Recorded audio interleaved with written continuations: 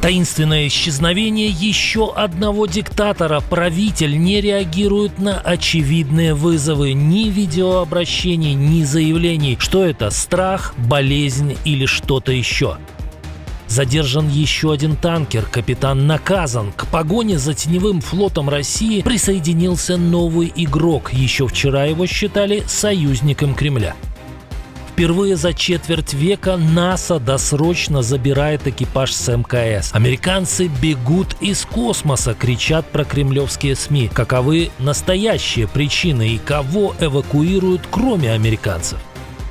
Буданов взялся за ТЦК. Срочное совещание у нового главы Офиса президента Украины.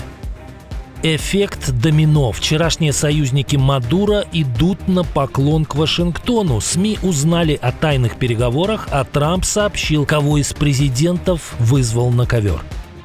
Москва не ограничилась орешником. Россия решила еще сильнее запугать европейских союзников Украины и использовала еще одно свое оружие. Об этих и других событиях к утру воскресенья 11 января. Самые важные и срочные новости, эксклюзивные подробности. Вы смотрите информационный выпуск «Нехта». Оперативно о событиях в Украине, России, Беларуси и мире. Раньше и понятнее других. Все, что нужно знать сегодня.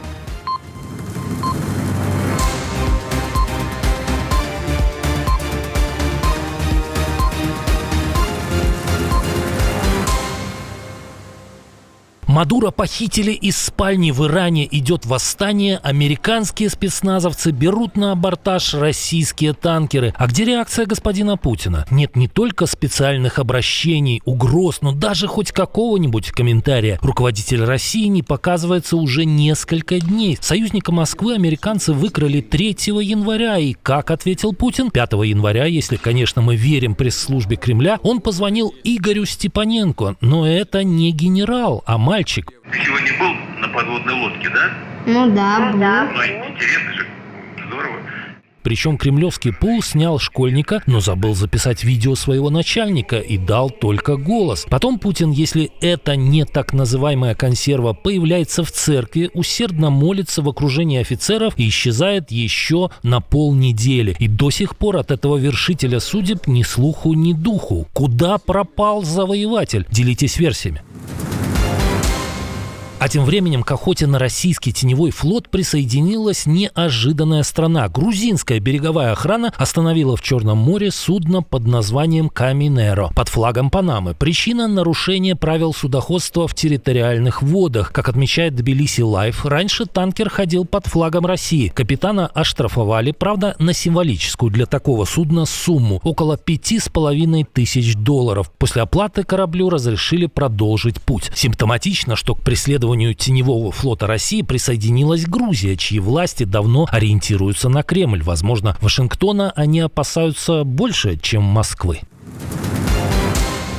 Новый глава Офиса президента Украины Кирилл Буданов провел первое расширенное совещание и сразу прошелся по самым болевым точкам. В фокусе коррупция в территориальных центрах комплектования и самовольное оставление частей в армии. За столом руководство Генштаба, сухопутных войск, военной службы правопорядка и силовики. Похоже, пошло без лишних реверансов. Злоупотребление должностными обязанностями и подрыв воинской дисциплины недопустимы. Изучаем проблематику этих вопросов и готовим понятные и эффективные решения. После этого Буданова заслушал президент. После доклада нового главы офиса Владимир Зеленский написал, цитирую, «Будем ужесточать санкционный инструментарий». Кроме того, украинский лидер принял и временного исполняющего обязанности главы СБУ. Евгений Хмара рассказал президенту о деталях недавних операций. На сегодня еще рано говорить о них публично, но результаты, на которые мы рассчитывали, есть. Новые операции тоже согласованы. Коротко, но многообещающе. После бегства российского эсминца и подводной лодки с места поимки американцами российского танкера прокремлевские СМИ нашли себе тему для компенсации. Американцы убегают с международной космической станции, пишут пропагандисты. А что на самом деле? НАСА приняло решение срочно вернуть людей с орбиты. 4 участников миссии Crew-11 эвакуируют с международной космической станции по медицинским показаниям. В ближайшие дни корабль SpaceX Crew Dragon отстыкуется от МКС и приводнится у побережья Сан-Диего. Домой вернутся астронавты США, Японии и один россиянин Олег Платонов. Причина – неопределенный диагноз у одного из астронавтов. Имя и детали не раскрывают, но подчеркивают, состояние стабильное. Кстати, российский космонавт Олег Платонов давно не показывался публично, в отличие от его зарубежных коллег, которые совсем недавно записали рождественское поздравление, заявляя, что они в порядке. Так что не исключено, что американцы не сбегают с МКС, как об этом пишет российская пресса, а эвакуируют своего коллегу-россиянина. Арест Мадуро запустил интересные процессы с неожиданной скоростью. Вчерашние друзья Москвы, публично сохраняя остатки былой риторики, неофициально меняют курс. Делегация Госдепа США впервые с 2019 года прибыла в Венесуэлу. Визит прошел без огласки, но, как узнал CNN, американские дипломаты и сотрудники службы безопасности прилетели в Каракас, чтобы оценить возможность поэтапного возобновления работы посольства США, которое было закрыто 7 лет назад. При этом в Госдепе заявляют, что встреча с временным политическим руководством Венесуэлы в рамках этой поездки якобы не запланированы. Показательный сдвиг после лет полной заморозки отношений. А вот освобождение политзаключенных так быстро не произошло. Об обещании венесуэльских властей выпустить на свободу большое число узников сообщил накануне Дональд Трамп. Но пока родственникам приходится ждать и молиться у стен тюрем.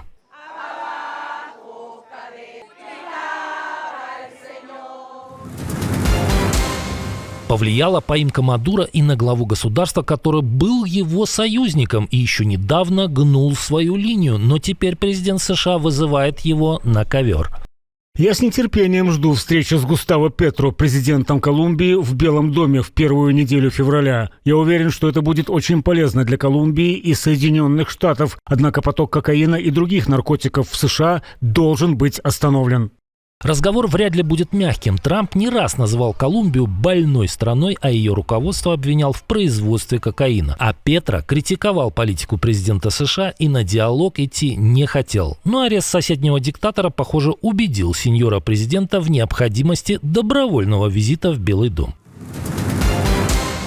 Кипр трясет из-за вирусного видео о якобы незаконном финансировании кампании президента Никоса Христодулидиса. И власти прямо намекают на российский след. Скандальный ролик появился в соцсети X и обвиняет президента в коррупции во время выборов 2023 года. Власти Кипра называют видео смонтированным и считают его частью организованной операции по дезинформации. По данным служб безопасности, публикация по стилю и технике напоминает российские кампании влияния, в частности, операцию «Двойник», которую в 2021 году фиксировали против стран ЕС, США и Израиля. Отдельный сигнал — время. Видео вышло сразу после того, как с 1 января Кипр возглавил Совет ЕС. Следствие считает, что цель вброса — подорвать доверие к президенту и государственным институтам в момент, когда страна оказалась в центре европейской политики. Россия ударила орешником по Львовской области, чтобы запугать западные страны и сорвать планы по вводу иностранных войск. Такую оценку дает Институт изучения войны. Аналитики подчеркивают, Львовская область выбрана намеренно. Это далеко от фронта и близко к возможным зонам размещения западных контингентов. Удар ракетой, способной нести ядерную боеголовку, элемент бряцания ядерным оружием. Посыл простой. Любые силы коалиции желающих Кремль считает законной целью. 6 января в Париже западные страны договорились о развертывании военных в Украине после прекращения огня. Москва уже назвала такие гарантии неприемлемыми. Похожую тактику Кремль применял и в ноябре 2024 года, когда Путин впервые использовал орешник. Тогда это было ответом на удары Атакамс и Storm Shadow и попыткой запугать Запад, чтобы остановить помощь Украине. Но в дополнение к Орешнику Кремль выкатил и еще одно свое оружие. Пока действующий глава России где-то запропастился, в эфир вышел бывший президент, а ныне замглавы Совбеза РФ. Дмитрий Медведев написал в соцсети X в привычном стиле. В конце концов, правящие европейские тупицы хотят войны в Европе. 1000 раз говорилось, Россия не примет никаких европейских или натовских войск на Украине. Но нет, Микрон продолжает распространять эту жалкую чушь. Ну, тогда давайте посмотрим правде в глаза. Вот что вы получите. К своему посту Медведев добавил видео удара Орешника по Львовской области. Повод – публикация «Le Monde». Издание цитировало слова президента Франции на закрытом заседании парламента. Эммануэль Макрон заявил о готовности отправить до 6000 французских военных в Украину для контроля прекращения огня. Действующий глава США в очередной раз продемонстрировал свою неординарность. Госсекретарь Марко Рубио передал Дональду Трампу конфиденциальную записку во время встречи с представителями нефтяной индустрии, но Трамп внезапно решил зачитать ее вслух. Получилось немного неловко. Возвращайтесь к Chevron. Они хотят кое-что обсудить. «Шеврон» — это одна из 3 нефтяных компаний, которым предстоит заниматься реализацией нефти из Венесуэлы. Рубио в этот момент заметно смутился. Трамп, наоборот, выглядел довольным и похлопал его по плечу. Хотя, наверное, не только мне в этот момент вспомнился старый анекдот про Брежнева и Олимпийские кольца. Помните? Но это не все. На той же встрече с нефтяниками Дональд Трамп внезапно прервал заседание для очень важного дела. Подождите, мне нужно посмотреть на мой прекрасный бальный зал. После этого президент встал и отправился к окну. Вау, какой вид! У меня тоже просится это короткое и простое «вау». А какие комментарии есть у вас? Делитесь. А в прошлом выпуске мы вам рассказывали о том, что Трамп в прямом эфире высказался об аресте Путина, полном коллапсе в Москве и о подготовке к эвакуации одного из режимов. У хозяина Кремля появился неожиданный конкурент, который обошел его по популярности в интернете, а российский чиновник разболтал военную тайну. Посмотрите, если не видели, и подписывайтесь, чтобы не пропустить ничего важного. До встречи уже вечером.